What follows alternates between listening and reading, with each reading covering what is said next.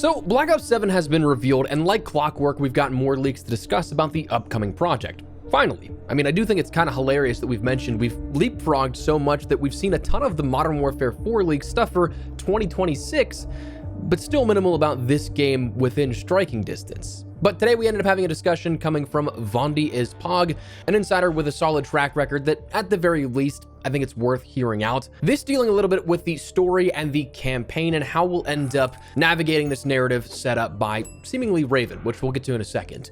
But he stated, very small amount of info on Black Ops 7's campaign. You'll be playing as nameless soldiers that are meant to be David's handpicked Black Ops squad. Characters will be customizable, not much, just to the extent of Black Ops Cold War and Black Ops 3's campaign characters. Some missions will occasionally have the party leader or player 1 play as David and the other players as other TBD characters. The safe house will return, as well as the ability to purchase upgrades to your equipment and gear, albeit with some new additions and features. Then following up by saying, to be fair, not really surprised that it's voiceless characters considering it's co-op, and there is a chance your characters will be able to speak, but they won't be their own unique pre-written characters, if that makes sense. Imagine player from Black Ops 3, but in this game's context. Now that last bit is what I'm leaning towards when it comes to the voiceless protagonist here. Not to mention I get heavy Black Ops 3 campaign vibes out of the teaser trailer that we ended up seeing through that cinematic and what was showcased. Not sure if I'm the only one, but that seems to be, if you're describing a voiceless protagonist, the way that I would see it going about. That, and of course the near futuristic tech, the mind-bending and mind-altering perspectives, just feels really akin to Black Ops 3's campaign to me. But there's a lot to unpack here out of these statements. Firstly, the customizable to the extent of Black Ops 3 and Black Ops Cold War, that's kind of a wide range of what to expect here. I mean, Black Ops 3 had less customization and more cosmetic customization, if that makes any sense. Like, the actual create a character stuff you could do was just male or female and then picking a face for each, but you could end up finding collectibles and getting different outfits to adjust as you went along that was cosmetically altering your character in the campaign, but the actual creation of the character was rather straightforward and rather simple. But Black Ops Cold War was much more, not in depth, but a weighted system that I quite enjoyed. You could set up a name for your character of Bell, a birthplace, skin tone, gender, military background of classified CIA, MI6, ex-KGB, and 2 psychological profiles which actually had weight to those given choices.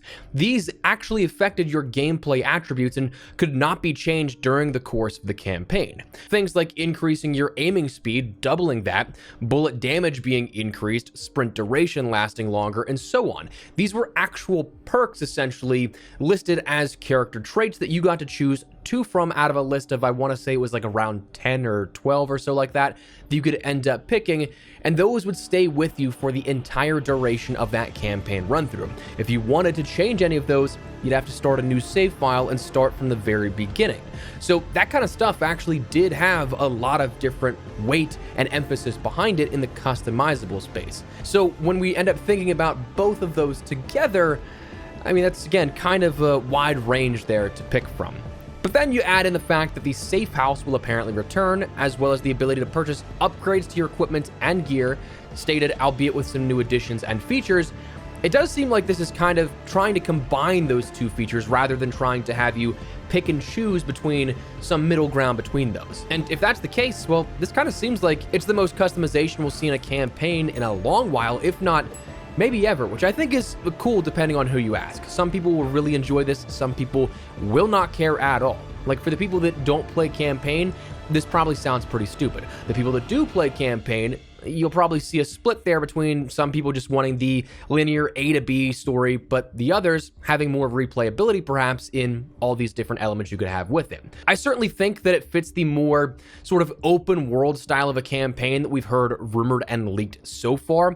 Until it's confirmed, obviously we have to preface with that it is a rumor or a leak, but if that's what is being set up, it kind of feels like it's almost combining RPG elements into other elements of a more linear storyline, kind of blurring those lines, and instead of making it an A to B, kind of making it a sort of bubble where you can get from one end to the other, but how you do that is more so up to you. Still, certainly a departure from the sort of classic COD campaign though in that right.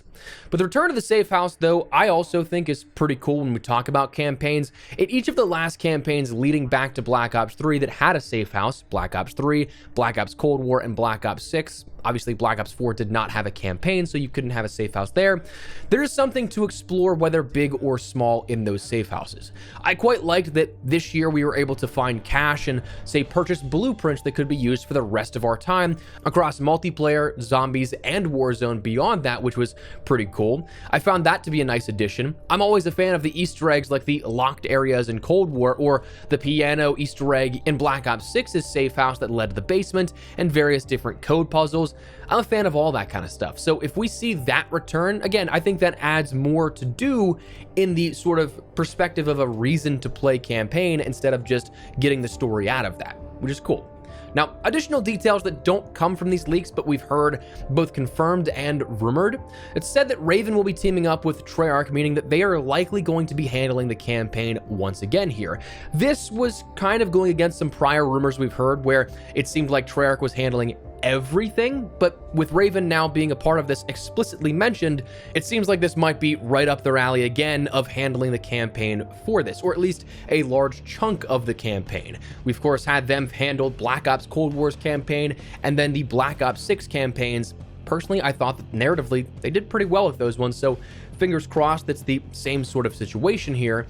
It's also confirmed that this will be a co-op campaign, but that it can be played solo, which I feel like the only other time we've seen co-op really emphasized was Black Ops 3, which again, kind of plays into those parallels we've been seeing with reports, the silent protagonists, other elements, and the thematics that we saw with the cinematic.